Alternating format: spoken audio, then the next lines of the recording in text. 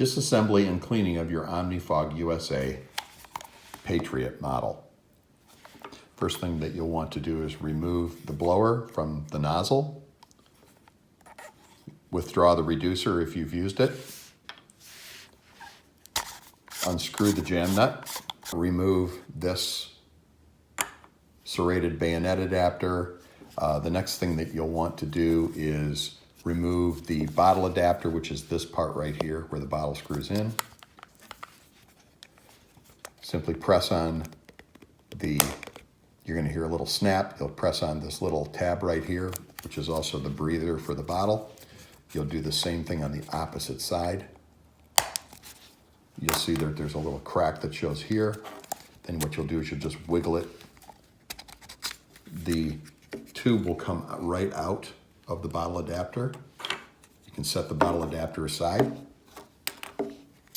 The next thing that you'll do is unscrew the metering needle. You'll know when it's been withdrawn because it becomes loose. You'll just keep turning it and pulling it at the same time, very lightly. The next thing that you do is we want to get the vortexing and the vortex nozzle and compressor out.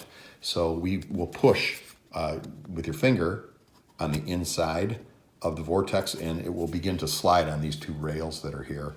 What I like to do at that point is just simply grab onto the tube, pull the tube and the unit out in one piece. Push a little bit of tubing through at the same time so that you've got some area to work like so. Don't pull it all the way through, you'll have to feed it back. Grab onto the assembly, grab onto the tube with your fingers, simply pull and twist at the same time, and it comes right off. This is the metering block. This is the input. That little nozzle you see on the inside is the droplet nozzle.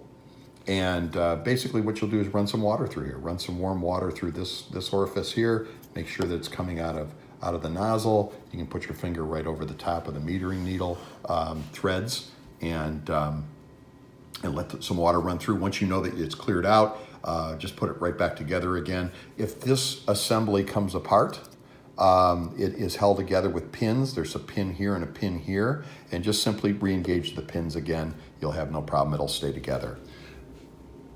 Reassembly is the opposite. Take the unit, metering and vortexing unit, place it on the tube, push the tube all the way down. You'll then take the unit and make sure that you have the hole, the metering needle hole at the bottom to line up with that hole, because if you put it in upside down, you'll just have to take it apart again. And you'll notice that there are two horizontal here and here. So what you'll want to do is just take this meter and vortexing assembly and just put it right on the two horizontals like I've done here and just slide it in place. You can see it's right engaged right on the track, and just slide this right down. And you'll notice it's not seated all the way. So what I like to do is just push on it with my finger to the point where it just seats right down there, and then it looks exactly how it looked before we took it apart.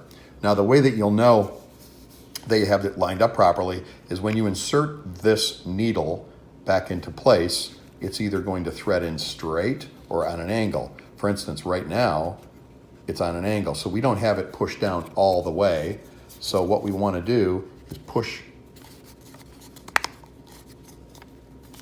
a little bit with our finger, and now you can see it's nice and straight.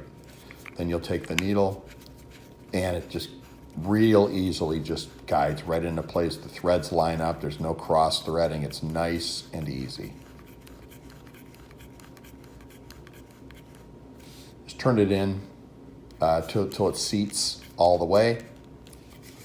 Then you'll see that we've got a lot of excess tubing in here. Pull the tubing back. Insert the tubing.